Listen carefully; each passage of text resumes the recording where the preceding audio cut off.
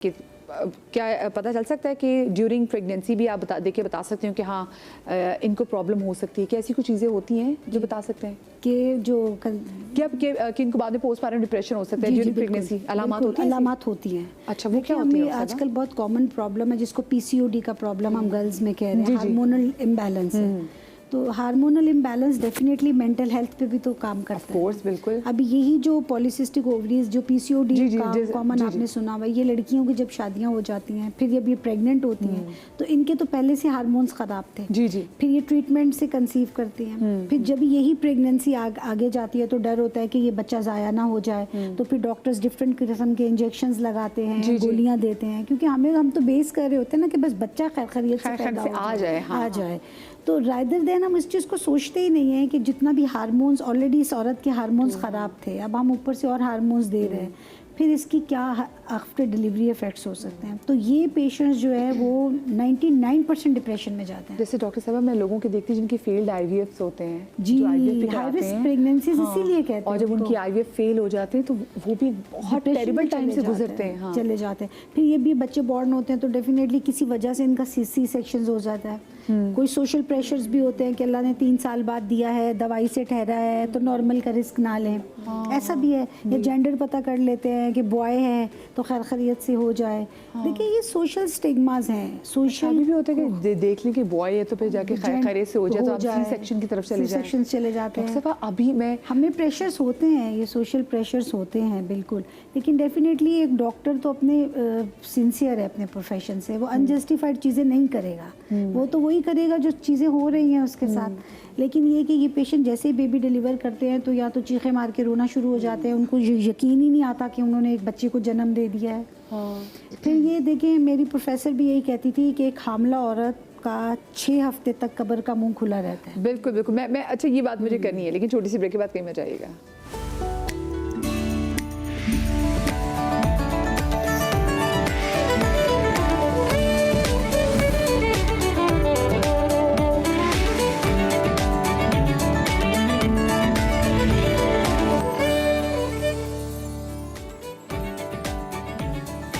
Ji welcome back after the break. आज क्योंकि हम पोस्टपार्टम डिप्रेशन के हवाले से बात कर रहे हैं और डिप्रेशन भी होती है और एंग्जाइटी भी होती है और इसमें बड़ा फ़र्क भी होता है, ये हम सफ़ेदी से पूछेंगे भी।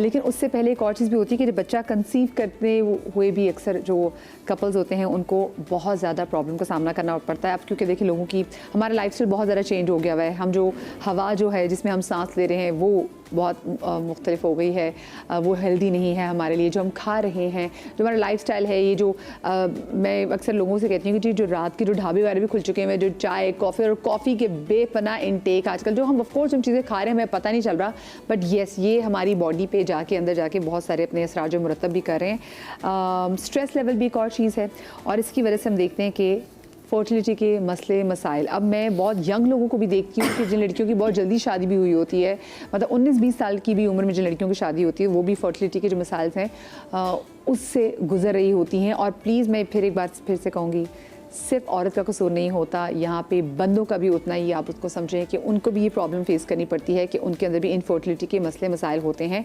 और इसी वाले से बात करने के लिए डॉक्टर मोहम्मद इमरान साहब ने हमें ज्वाइन किया है, जो कि कंसल्टेंट फर्टिलिटी स्पेशलिस्ट हैं, MBBS FRC लंदन से हैं, हमारे साथ मौजूद। अस्सलाम वालेकुम सर। वालेकुम सलाम। डॉक्टर साहब आपको खुश आमदीद कहना चाहूँगी। डॉक्टर साहब सबसे पहले तो मुझे बताएं ये इनफर्टिलिटी के अब इतने केसेस क्यों बढ़ते चले जा रहे हैं? हमने पहले तो इतने नहीं सुने थे। Very good question. Basically Pakistan में जो इनफर्टिलिटी के बेसिक रीज़न में वो जो हमारी डाइट जो जैसा कि भी आपने जिक्र किया कि चाय कॉफ़ी और चिकन, स्पेशली मैं चिकन को फोकस करना चाहूँगा, मेन रीजन है हमारे पास इनफर्टिलिटी के पास हार्मोन इंजेक्टेड जो चिकन खा रहे हैं। और सबसे अहम चीज़ मैं आपकी तवज्जो से चाहूँगा पाकिस्तान में बताना कि मैं जो IVF के पूरे पाकिस्तान में पेशेंट डील करता हूँ जो इनफर्टिलिटी के आते हैं, अगर आप मुझसे पूछें कि जी आप 100 पेशेंट अगर पर मंथ देखते हैं रेशो के हिसाब से तो कितने % कपल में मेल का मसला होता है और कितने % फीमेल का, तो मेरा जवाब होगा कि 80% मेल प्रॉब्लम है। Thank you so much, Dr. Saab, for saying this on television, on national television. और बीइंग अ मैन ही बात कहते हुए, क्योंकि हम अक्सर जब बात करते हैं ना तो हमारी लड़की के इलाज 1000 होते हैं, बंदे को कोई क्वेश्चन करने वाला भी नहीं होता। जी, उसकी वजह भी मैं थोड़ा सा क्लियर करना चाहूँगा कि पता चल जाए आपकी, तो उससे थोड़ा सा अवेयरनेस आ जाए पब्लिक में। वो ये कि जब भी खवातीन को कोई मतलब इनफर्टिलिटी की वजह होती है, वो जाती है सबसे पहले वो अटेम्प्ट करती है गायनेकोलॉजिस्ट पर। Gynaecologist only for ladies, gynae के डिपार्टमेंट और तो वो तक के मैंने जो गुजरा है कि वो मेल को बिल्कुल चेक नहीं करते, वो उनको वहाँ पर एक कॉन्सेप्ट है कि जी बेबी नहीं हो रहा तो बस यही है, इसको पकड़ लो। तो बेसिकली वो उनको पर ऐसी मेडिसिन दी लेती है लेट्रोजोल क्लोमिड टाइप की, जैसे काफ़ी इमेज ड्रॉप हो जाता है उनका। लेकिन जो रीज़न है बेसिकली वो आपको दोनों में से हस्बैंड का ज़्यादा है आज के दौर में, सबसे ज़्यादा हस्बैंड का। तो मैं आपसे यही कहूँगा कि तमाम गायनेकोलॉजिस्ट से कि जब भी कोई कपल इनफर्टिलिटी के लिए आपके पास आए तो दोनों को चेक करें। जी। अच्छा, और बंदों में क्या रीज़न है, आप क्या देख रहे हैं उनमें इनफर्टिलिटी की? जो स्मोकिंग बहुत ज़्यादा, एक तो स्ट्रेस लेवल और सबसे ज़्यादा स्मोकिंग का बहुत ज़्यादा किरदार है। सेकंड फिर वो हमारा जो वो खाना जो आजकल अच्छा नहीं खा पा रहे, स्पेशली मैं फिर रिपीट करूँगा, this is chicken is not healthy for. उसका रीज़न फिर आपको काफ़ी आगे जाके पता चलता है। बचपन से अम्मा चिकन खिला रही हैं, उसका वो 16 साल 20 साल के बाद अब वो रिजल्ट आने शुरू हो गए कि जी अब इनफर्टिलिटी में फिर रिपीट करूँगा 80% जो मेल है वो जो इनफर्टिलिटी में उनका किरदार है। सही। डॉक्टर साहब, और साथ में ये भी कि मैंने एक जगह भी पढ़ा था और मेरे शो में भी डिस्कस हुआ था कि जैसे अगर हम लैपटॉप वालों की आजकल आईटी से रिलेटेड बहुत हमारी जॉब्स है, सारी कंप्यूटर रिलेटेड, तो उसमें भी होता है कि आप इवन कि ख़वातीन के लिए भी ये है कि हम क्योंकि गोद में रख के अपना जो है ना बिल्कुल भी हमें अपने आईपैड जो या लैपटॉप है उसको इस्तेमाल नहीं करना चाहिए। This is both for main and women, both उनके लिए है कि क्योंकि आपको नहीं पता कि आप किन रेस से जो है ना वो उसको वो डील करें। तो डॉक्टर साहब, क्या अब ये IVF के थ्रू कितने % चांसेस है कि कपल अच्छा कंसीव कर सकता है वैसे अगर देखा जाए तो? डिपेंड करता है उनकी एज क्या है बेसिकली, सबसे ज़्यादा उनकी एज का है। और अगर कोई फीमेल में थोड़ी सी कॉम्प्लिकेशन ज़्यादा होती है अगर हम IVF पे जाते हैं। IVF तब होता है जब फीमेल का इशू हो, ICSI हम तब करते हैं जब मेल का इशू हो। तो मेजॉरिटी ICSI होता है तो इजीली कंसीव कर लेती हैं। लेकिन IVF में अगर वो एज फैक्टर उसका 45 है तो अभी जो लेटेस्ट मैंने पाकिस्तान में इंट्रोड्यूस कराया जैसे AI असिस्टेड अब सॉफ्टवेयर आ गया जो हमें डिसाइड करते हैं, डिसीजन करते हैं। अब तक हमारा जो इस टाइम चल रहा है वो 70 to 80% रेशो है। AI यहाँ पे भी आ गया, वो यहाँ पे असिस्ट कर रहे हैं आपको जी। वो गाइडलाइन देता है कि ये एम्ब्रियो हेल्दी बन गया, सीमन ये वाला हेल्दी है, बजाय इस माइक्रोस्कोप से हम देखें बिलियन की तादाद में से वो डिसाइड जल्दी कर लेता है। तो अभी वो AI का दौर है लाजमत, उसमें काफ़ी हद तक बढ़ गया रेशो। IVF सबसे तब 70 to 80% सक्सेस है हम। और जेंडर सिलेक्शन भी है कि आप बेबी भी चॉइस कर सकते हैं कि लड़का होना चाहिए कि लड़की होनी चाहिए। बिल्कुल। अभी मैं और यूजुअली इसमें ज़्यादा लोग मुझे बताएंगे अभी आपकी बात मैं सुन रहा था जब मैं वो सामने बैठा था, तो आपने जिक्र किया था लोग लड़कियों पर, तो वाकई मेरी पाकिस्तान में मैंने ये देखा कि मेरे पूरे कैरियर के अंदर मेरे ख्याल में 1 से 2 बार हुआ है किसी ने आगे कहा कि हमें लड़की के लिए डॉक्टर साहब हम आए, वरना किसी के लिए नहीं आए, सब लड़कों चाहिए। और जो हमारा जो पॉलिसी है वो यही है कि जी अगर आपका फर्स्ट बेबी है तो वो आपको जेंडर सिलेक्शन पे बेबी बॉय मैं तो नहीं देता हूँ। आपको बेबी कंसीव करना अल्लाह पे छोड़ दीजिए, मर्जी से करना तो फर्स्ट बेबी पे तो बिल्कुल पॉलिसी नहीं है, उससे माशरा ख़राब हो जाएगा। क्योंकि हर दूसरी सॉरी टू से आप खवातीन नहीं है कि खवातीन को ही शौक होता है जी हमारे लड़का होना चाहिए, वो सास की शक्ल में हो या किसी और शक्ल में हो, फैमिली में नहीं, मतलब और भी कि जी वो हमें चाहिए तो लड़का ही चाहिए, हम तो इसके लिए है। तो फिर माशरा कई खवातीन भी उसमें बराबर की शरीक है लड़कों के उसमें।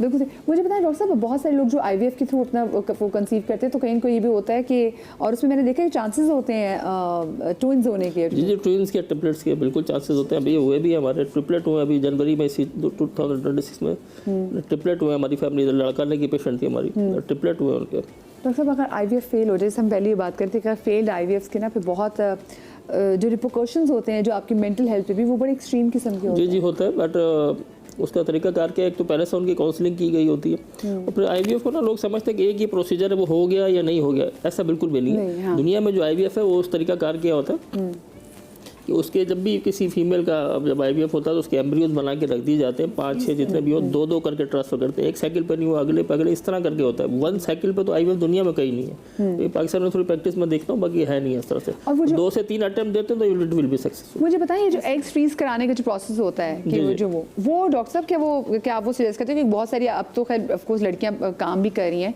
तो वो कहते हैं जी आप यंग एज में अपने एग्स फ्रीज करा लें और उसके बाद फिर जाके जब आपकी जब शादी और आपने कंसीव करना तो फिर वो। जी बिल्कुल है, ऐसा पॉसिबिलिटी है, हम भी करते तो है ना, पर रिकमेंडेशन नहीं है, इसलिए कि शादी अपने टाइम से ही होनी चाहिए, जो कुदरत ने जो टाइम रखा है ना उससे बेस्ट तरीका कोई नहीं है। आप डॉक्टर्स के नज़दीक ये जो आपने क्वेश्चन रेज किया मैं बोलूँगी कि ये बिल्कुल इस तरीके से होता है। लेस देन 35 इयर्स एज में अगर कोई भी अपना एग फ्रोज़न करवा रहा है या एम्ब्रियो फ्रोज़न करवा रहा है तो उससे फ़ायदा ये मिलता है कि क्रोमोसोमल एब्नॉर्मलिटीज़ कम होती है, अपार्ट फ्रॉम दिस मिसकैरेजेस का रेट कम हो जाता है। तो आइडियल स्टैंडर्ड ट्रीटमेंट यही होती है। पेशेंट्स को ये काउंसिल करना ज़रूरी है कि if they are planning for the pregnancy later on like in advance age, working people है राइट, नहीं करना चाह रही अभी, तो that's better go for now egg preservation, ये अवेयरनेस होना मैंडेटरी है, क्योंकि आफ्टर दैट आफ्टर 35 इयर्स ज़्यादातर यही पेशेंट्स होते हैं जिनका IVF सक्सेसफुल नहीं होता। देखिए इसको प्रैक्टिस नहीं बनाए कि हम एग फ्रीज करवा लेंगे। देखिए बहुत सारे लोगों की हर किस्म की मजबूरियां होती है, किसी की शादी नहीं हो रही क्योंकि ये अल्लाह ताला के हाथ में है, ठीक है। अगर आपको लगता है कि आपकी एज बढ़ रही है, अगेन क्रोमोसोम और ये भी हर क्लास अफोर्ड नहीं कर सकती, हर क्लास अफोर्ड नहीं कर सकती, तो हमारा यहाँ पे बैठ के एक जो सबको एक मैसेज जाना चाहिए वो ये है कि हमने ये प्रैक्टिस नहीं करनी कि फ्रीज करवा लिए तो हम जाके इसको वो कर लेंगे। हाँ, आपकी कोई मजबूरी हो गई, कोई हेल्थ इश्यूज हैं, आपको लग रहा है कि शादी एज अप्रोप्रिएट पे नहीं हुई, तो हम ये कर सकते हैं ताकि हमें आगे चल के कोई मसले मसाइल ना हो। लेकिन अगर हम सिर्फ ये कर ले कि हम शादी जान पूछ के डिले करेंगे, सिर्फ हम करेंगे, देखिए उसमें चीज़ें होती हैं। देखिए एक हर चीज़ की अल्लाह ताला ने उम्र बनाई है, अगर उस पर हो जाएगा तो अगर एक 20-25 साल की लड़की कंसीव करती है और एक 18 साल की करती है और एक 35 साल की करती है, उसमें बहुत डिफरेंस होता है, हेल्थ डिफरेंस होता है। उसकी जो अपनी ख्याल रखने का तरीका, बेबी के ख्याल रखने का तरीका बहुत डिफरेंस आ जाता है, और मेंटल हेल्थ भी जो है ना बिल्कुल। तो आपने इस चीज़ को बस प्रैक्टिस नहीं करनी, हमारे पास ऑप्शन है, इस ऑप्शन को हम अवेल कर सकते हैं, बस ये सोच के हम करेंगे। स्पेशल केस में अवेल करें इसको, इसलिए नहीं करेंगे जब डिजीज भी हो जाती है ना, कोई ओवेरियन ऐसी डिजीजेज होती हैं जो कैंसर्स होते हैं, तो उसमें हमें वो कैंसर्स निकालना होता है। तो अगर हम ओवरीज निकाल दें तो वो औरत फ्यूचर में माँ नहीं बन सकती, तो हम उस सूरत में ये एक ऑप्शन होता है कि हम उनके एग्स लेके फ्रीज कर देते हैं, फिर उनका कैंसर ट्रीट हो जाता है, फिर कैंसर ट्रीट के बाद वो बच्चा जब करना चाहते हैं तो वो हम उससे IVF करते हैं। बिल्कुल, इसी में मैं ये अर्ज करूंगा कि बिल्कुल स्पेशल केसेस में है, लेकिन माशरे को भी देखना कि ऐसे ना प्रैक्टिस बन जाएगा, नहीं जी शादी 40 में करेंगे जाके एग फ्रीज करा लेते हैं। लेकिन मैं थोड़ा सा हमारे सोसाइटी में लड़की वैसे भी 18 साल की जब होती है तो कहती है कि शादी कब होगी, लेकिन हाँ लड़कियों को खुद आजकल मैं देखती हूँ कि लड़कियां कहती है हमने शादी नहीं करनी, हम ऐसे हम आराम से जॉब करेंगे, अपना करियर बनाएंगे। तो जहाँ पे अगर लड़कियों को लगता है कि जी उन्होंने अभी करनी है, जॉब करनी है, तो फिर भाई आप पर है, और ये हर कोई बंदा अफोर्ड नहीं कर सकता। हमारे पास है और लेकिन अफोर्डिंग हमारे भी है। माशरे में शादी तो एक एक मॉडिफाइड फॉर्म ऑफ मासी है ना, जो शादी के बाद वो इससे घबराती हैं लड़कियां कि कपड़े भी धोने पड़ेंगे, मतलब बहुत सारे कोर्स है, रिस्पॉन्सिबिलिटी तो खैर मैं कुछ नहीं कहूंगा, लेकिन ये कहूंगा कि ये एग फ्रीजिंग केसेस में तो करें, अदरवाइज बना लिया है। इसमें वही बात है, हम सबकी बहुत ज्यादा ये अपने माइंडसेट सेट करना पड़ेगा। शादी दो लोगों की होती है, जिसमें मियाँ और बीवी दोनों को मिलके काम करना है ना। तो शुरू में ही मुझे लग रहा है कि जहां हम इतनी चीजों पे इन्वेस्टमेंट करते हैं, वहाँ कम्युनिकेशन को बेहतर कराएं, जिसमें हम बातें कर जैसे डॉक्टर साहब मैं देखती हूँ कि अच्छा से कम्युनिकेशन ऐसे बेहतर होती है कि आप जो लफ्ज बोले ना उसमें भी आप मोहतात हो जाते हैं। जैसे मैं वेस्ट में देखती हूँ लोग, अगर आप एक्सपेक्ट करें, आप ये नहीं कहते माय वाइफ इज प्रेग्नेंट और माय वाइफ इज एक्सपेक्टिंग, तो कहते हैं we are expecting a baby, we are pregnant, ठीक है ना। तो वो जो टर्मिनोलॉजी ना वी की, तो उसी से उस औरत को लगता है कि हाँ मेरी जो है ना रिस्पॉन्सिबिलिटी। और मैंने डॉक्टर साहब वहाँ पे देखा है, हम जब ट्रैवल करते हैं, मुझे पाकिस्तान आगे फिर होता है कि यार ये हमारा सिस्टम ही ख़राब है। हम बच्चे का पैम्पर चेंज कराना है, अगर मैं कोई दुबई बार में उसमें बाहर कहीं गए हुए, तो मैं अगर नहीं करा सकी तो मेरे हस्बैंड अपने वॉशरूम में लेकर उसकी चीज़ें करा दी चेंज, ठीक है। वहाँ पे बना हुआ है प्रॉपर बेबी बोर्ड बना हुआ है। हमारे यहाँ पाकिस्तान में जेंट्स ये है, कराची में एक है, कराची एक है, अभी बहुत ज़रूरी है कि वहाँ पे एक मॉल, हाँ ठीक है ना, नाम नहीं ले सकते, तो खैर उसमें कि वहाँ बंदों के वॉशरूम में, ठीक है, और खवातीन के वॉशरूम में होते हो। तो मेरे ख्याल से ना यहाँ पर इस चीज़ को नॉर्मलाइज भी करना चाहिए।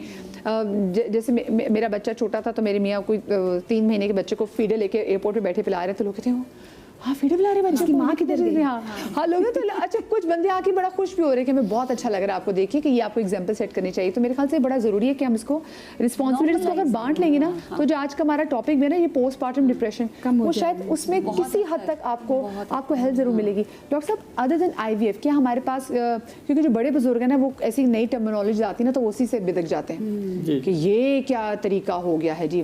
तो क्या कोई और ऐसा तरीका है जिससे हम इनफर्टिलिटी को डील कर सकें? वो आता तो इसी में ART के अंदर ही आता है सारी चीज़ें। प्रोसीजर तो यही है, मतलब जिसके देखिए ART वहाँ आती है, ART कहते हैं बेसिकली असिस्टेड रिप्रोडक्टिव टेक्नोलॉजी, जिसमें आप एक कपल जो कंसीव नहीं कर पा रहा, डॉक्टर उसमें उसको असिस्ट करता है कि भैया जो इसके स्पेशलिस्ट होता है कि भैया आप कैसे कंसीव कर सकें किसी भी इशू की वजह से, वो लेट मैरिज है या कोई और मेल की प्रॉब्लम है वट एवर। तो लेकिन वो करना तो प्रोसीजर ही पड़ेगा उसका। अच्छा मैंने बहुत सी जगहों पे देखा है कि एक बार अगर आप IVF के थ्रू बच्चा कंसीव कर लें तो आपकी नेक्स्ट डिलीवरी खुद ही नॉर्मल बड़े आराम से नॉर्मली आप कंसीव कर लेते हैं। डॉक्टर साहब उसकी क्या वजह है, इसके पीछे क्या है? डिपेंड करता है ना फैक्टर कौन सा है। अगर तो मेल फैक्टर है तो वो तो ठीक नहीं हो सकता, लेकिन अगर फीमेल फैक्टर है तो हार्मोन्स से उसकी बॉडी के बहुत सारे हार्मोन्स नॉर्मल हो जाते हैं। तो मेल फैक्टर में लेस चांस है for the next time spontaneous, मतलब दूसरी प्रेगनेंसी में भी उनको ट्रीटमेंट ही लेना पड़ेगा। लेकिन औरत के मामले में ये है कि एक दफ़ा अगर उसने टेस्ट ट्यूब बेबी किया है, रीज़न ये है, सॉरी कि अमूमन जब एक फीमेल को बच्चा हो जाता है तो उसका जो मेंटल स्ट्रेस होता है वो काफ़ी हद तक डिक्लाइन हो जाता है, जिसकी वजह से वो खुद ब खुद कंसीव कर लेती है। जी, अक्सर लोग ना इसी स्ट्रेस में मैं कंसीव नहीं करी, जब आप एक बार छोड़ दोगे चलो नहीं अल्लाह पे छोड़ देते हैं। खवातीन में जो बेसिक का होता है ना बहुत हाई लेवल वो स्ट्रेस है, और जो कि आजकल बहुत ज़्यादा है। ओवेरियन इसको मैं कहूँगा कि इसको बिल्कुल गायनी पर जाएँ तो वो स्ट्रेस को ज़रूर उनका कम करे। मेन रीज़न IVF फेलियर भी हो या वैसे नेचुरल भी हो, वो उसका उनका स्ट्रेस लेवल है। और डॉक्टर साहब देखा जाए आज का जो हमारा पोस्टमार्टम डिप्रेशन में भी जो हम कह रहे हैं तो वो भी यही है कि वो बेचारे इसका स्ट्रेस ही है, वो पहले कंसीव करने से पहले भी इसका स्ट्रेस है और देन पैदा करने के बाद भी। लेकिन देखिए डिप्रेशन और एंग्जाइटी में फ़र्क है, इस पे आगे भी जाके हम ज़रा शो ज़रूर करेंगे। अल्लाह पाक आप तमाम तरह देखने वाली माओं को बहुत हेल्दी रखे, और जो औलाद की मुतमन्नी ख़वातीन है अल्लाह पाक आपको साहिब औलाद करे। आप सबको बहुत शुक्रिया। शाद रही आबाद रही, अल्लाह पाक आपको औलाद के गम से महफूज रखे। ज़िंदगी रही तो आपसे कल मुलाकात होगी। अल्लाह हाफ़िज़।